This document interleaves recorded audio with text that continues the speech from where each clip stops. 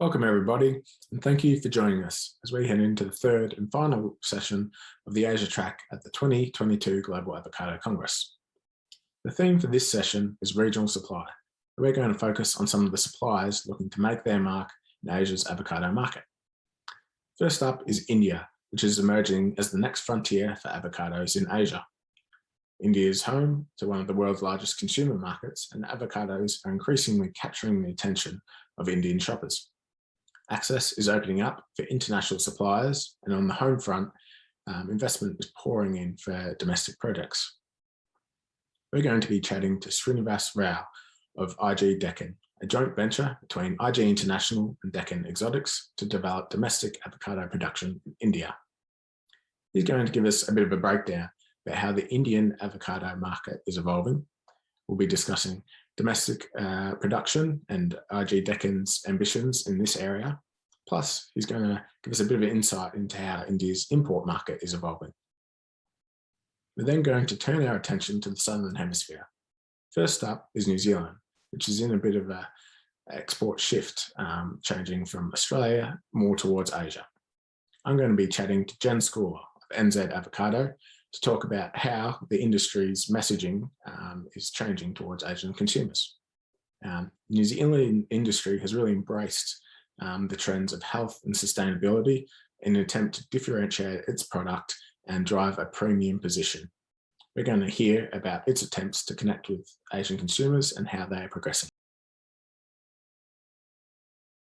Now, India is emerging as a new frontier for avocados in Asia. It's still very early days for avocados in India, but consumers are developing an appetite for the fruit, driven by health and wellness trends. Global supplying nations are gradually gaining access to the Indian market, and leading avocado companies are investing to develop domestic production in India. One of those companies is IG Deccan, a joint venture formed earlier this year to fast-track the development of Indian-grown avocados. And I'm joined now by Director of IG Deccan, Dr. Srinivas Rao. Srini, thanks for joining us today at Global Avocado Congress. It's great to have you with us. Great to have you with us to talk about this exciting future for avocados in India. Now, IG Deccan was formed at the beginning of this year. It's a 50-50 joint venture between major Indian fruit importer IG International and independently owned orchard and research center Deccan Exotics. Can you give us a brief background introduction to the joint venture, Srinu, and your future plans? Yes, John. This is a joint venture by IG International. As you know, it's one of the leading fresh fruit importers in India. And Deccan Exotics is a farmer-produced company. So it's an initiative, it's a joint venture between IG and Deccan. So Deccan Exotics is known for working with the farmers, providing them saplings, training them, as well as providing them regular updates and the technologies, as well as post-harvest management. So it's more about the farm to fork. It's a complete system. So it's a joint venture by the leading MNC company, IG, in fresh fruit industry. So it's a very great combination from the farmer's perspective as well as the consumer's perspective. Now, we know avocados are grown in a scattered and limited way across South Central India, but these are local varieties that are very different to the Hass avocados we're used to seeing on retail shelves around the world. Can you give us a snapshot of the status of India's domestic avocado production today? Yeah, well, John, avocados were introduced to India around 1900s in parts of Bangalore, but it was not successfully, taken from since 1900s. A future perspective, thinking of in a larger area. So India has a basic varieties, especially from the Western races. So in which we have the lower oil percentage and especially the resistance for phytophthora and thing, the infections are a bit much low. Well, but the area of plantation since 1900 has approximately estimated around 1200 hectares currently with the local varieties growing in India, especially in the southern part of India, especially Tamil Nadu, Kerala, and southern Karnataka, and parts of Maharashtra, as well as Sikkim. We do have plantations of avocados, and currently around 1200 hectares is being cultivated, and 15,000 tons especially is being already being produced in India. But these are all especially the West Indian as well as few Guatemalan race crosses, hybrids, but not the Mexican races are much been into penetrated the market yet. Mm-hmm. And consumption of avocados is also at the kind of nascent stage in India, but there are encouraging signs here. Consumers are developing an appetite for them, particularly as the message about their health benefits gets out. Indeed, avocados are already known by many consumers in India as butterfruit. How are avocados being consumed in India, and in what channels? And how do you see consumption developing? Well, John, we broadly discussed the import as well as the local production of avocados. So import currently we stand around 1,000 tons per year currently, especially the imported of Hass varieties especially. And the channel, when we think of the channeling, so 20% of the imports usually by taken care usually by the restaurants as well as the chains of the fast food industry, and 70% is still or unorganized sector, the markets, especially the fruit and vegetable markets, especially in the metros, and the 10% is by e-commerce sites like big baskets and the delivery apps. So that's the part for the imported fruit. And when we take up the local consumption, so especially this is all dealt by unorganized sector, and as I currently told you, there is around 15,000 tons being produced, which is already been infused into local cuisines, especially the juices, especially the fresh salads, milkshakes, spreads, and in the especially these local varieties has already been introduced into local cuisines. So I think now it's time that the newer varieties are being introduced to Indian markets, and that superior taste, especially the high oil content varieties, can be introduced. This is the right time to introduce to India. And what do you see as the keys to really growing consumption in India? I mean, obviously, there's a big opportunity there with the Hass avocado with the higher oil content, better eating quality. But is it then about integrating avocados, Hass avocados, into local cuisine, promotion and education? Yes, rightly said, John. From past, let us take the statistic from past 8 to 10 years. It was around 500 tons a couple of years ago, just pre-COVID. Currently, we stand around 1,000 tons of avocado being imported to India. And especially with the social media and increased health consciousness, especially the post-COVID period. So more and more demand for especially the superfoods and especially avocados. And media promotion is a key thing, especially now the social media. And as you know, India is especially the social media is penetrated way into the people's lives, right from the metro cities even to the village, the rural districts.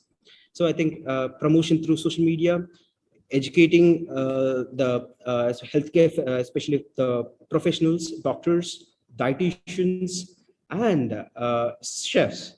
So this would definitely create a huge demand, especially with the local cuisines. Yeah. And looking at domestic production, it seems, as I've been saying, the big opportunity is to grow avocados in India. Now, avocados generally prefer a subtropical to tropical climate, temperatures ranging between 2 and 32 degrees. Many areas of India are get notoriously hot. Based on your research, which parts of the country look most suited to growing Hass avocados, and when would that kind of production season run? for Hass avocados? Yes, John. As you know, India is a very diverse country. It's a vast country with various climatic zones. Especially you find mountains in the north, to plains in the north, especially to plateaus in the central part of India, and ghats, especially the hills in the southern part of India too. So we have a very diversified climatic conditions.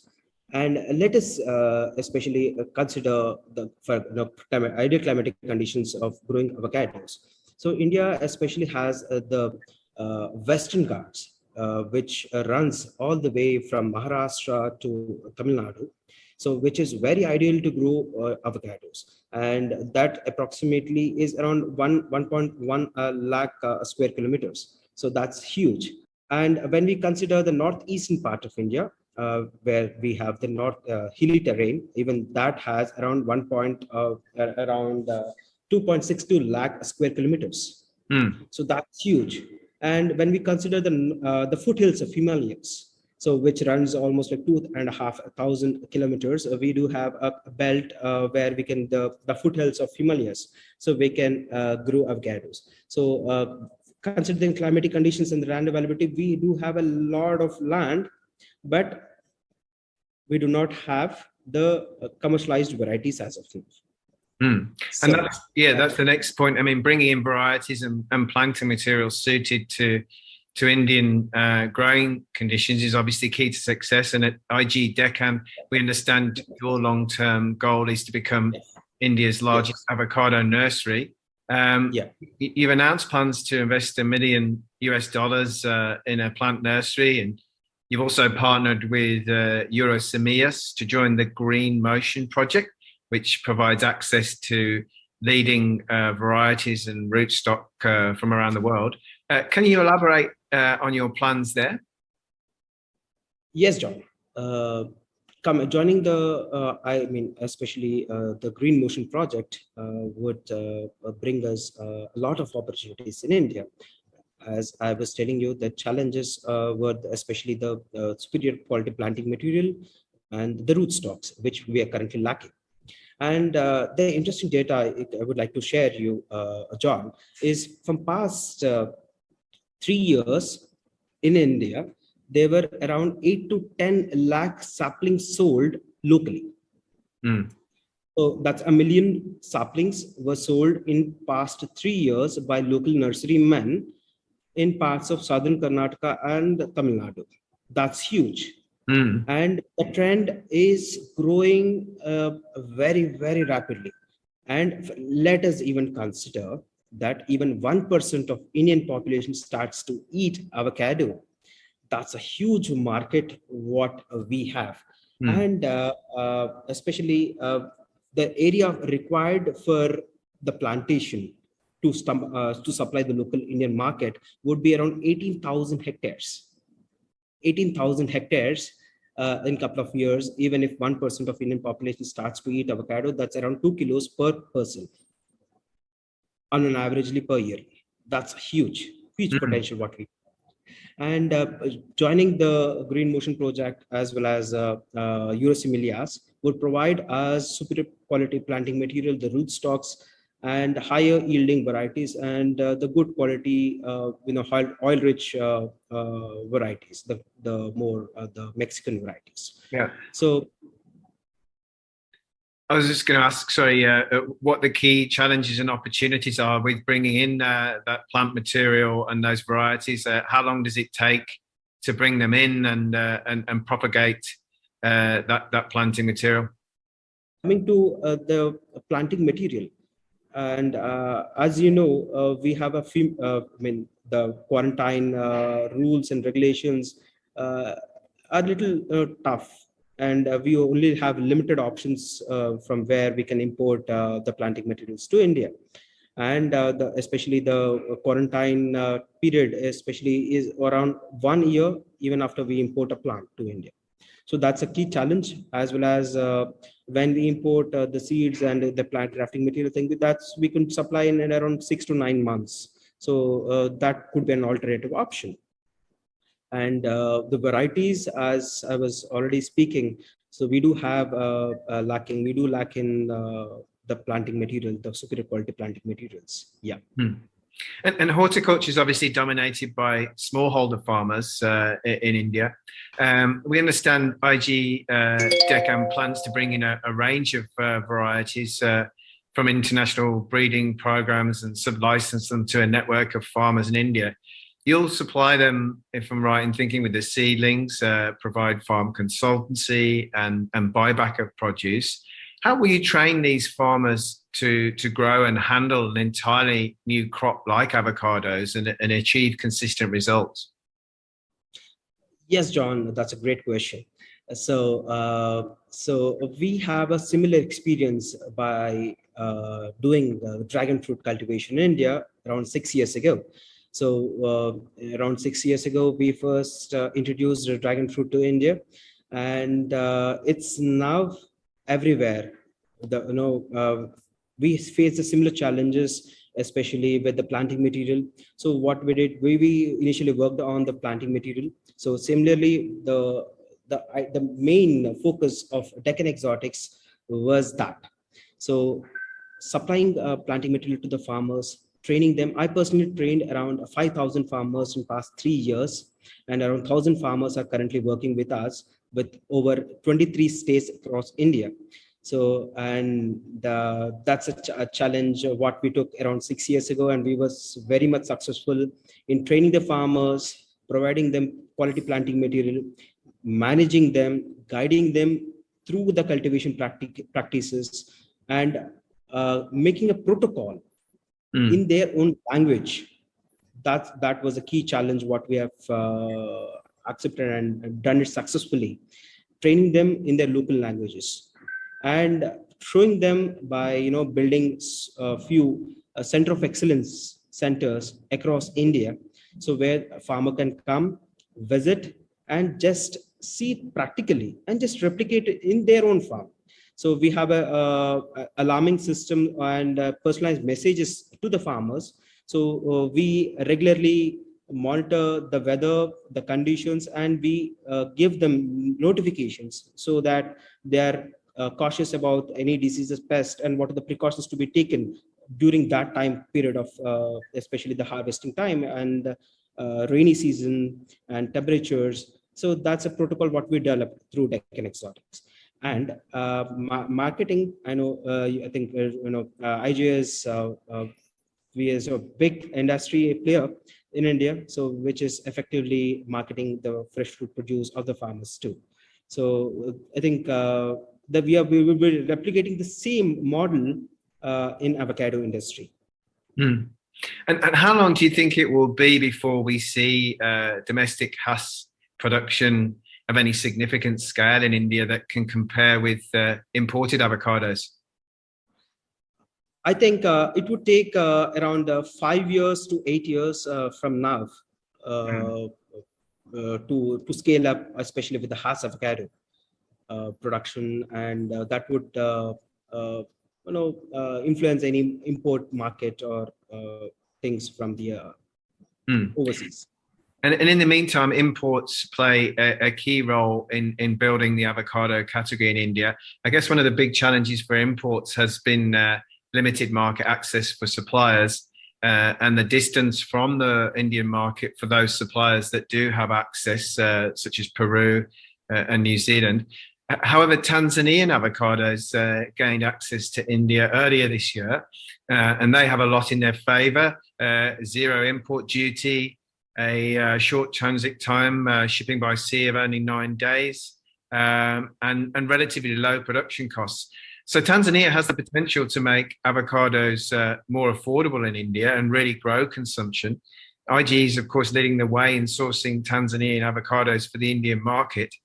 How are Tanzanian avocados performing in India, and what opportunities and challenges do you see there? Well, Tanzanian avocados are doing really great, especially because of the duty free. We are able to get them at a very low cost, and the transit time is only 9 days. That's a huge boon to the avocado industry in India, and especially the quality of the Tanzanian avocados what we are getting is amazing. So low cost, the low transit time, and duty free, and very affordable for the especially the customer. I think initially it was around $8 to $10 or $12 per kilogram in the retail market, and we are able to give it to now around $4 to $6 a kilogram. So that would drive the avocado industry in India in a huge scale. And we've seen in other new markets like China that a steady, consistent supply is important to market development, and that kind of requires a controlled and regulated approach from suppliers and buyers. Is there a risk of the market becoming oversupplied or saturated, especially with product from a nearby source like Tanzania coming into the market?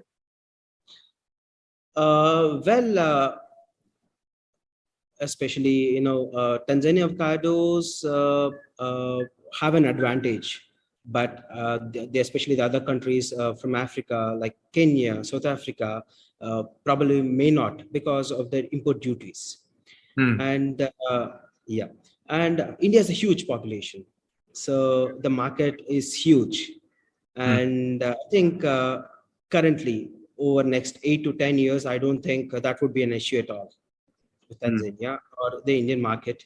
So oversupply, I don't think it would be there for the next couple of years. And as I mentioned before, besides Tanzania, we know Peru and New Zealand are also supplying avocados to India. How do you see that import market evolving? You mentioned, Kenya, and I guess there's opportunities there for other African suppliers, be it South Africa and Mozambique. How do you see the whole import landscape evolving as more suppliers gain access? Yeah. I think, as we already discussed from past couple of years, the Indian avocado market is steadily increasing. It's a double-digit growth, what we see here. So past couple of years, it was around 500 tons, and from past three to 4 years, it's grown to 1,000 tons currently. And we see around 5,000 tons to be imported next 3 years, probably by 2025, and to grow by around probably double it by, let's say, in 8 years to 10,000 tons. So I think the market is growing very steadily on a huge scale. Great. Well, Srinu, I'm afraid that's all we've got time for today, but it's been fascinating to talk to you about your exciting plans at IG Deccan and about the broader development of the avocado category in India. Clearly, there's a lot of growth to come with all this investment and interest, and we look forward to tracking India's emergence in avocados in the future. So thank you very much for your time today and for sharing your insights at Global Avocado Congress. Thank you, John. Thank you very much.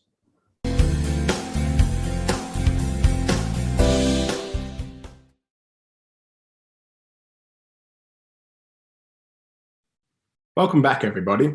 And in this section of our session on regional supply, we're going to be taking a look at New Zealand and its quest to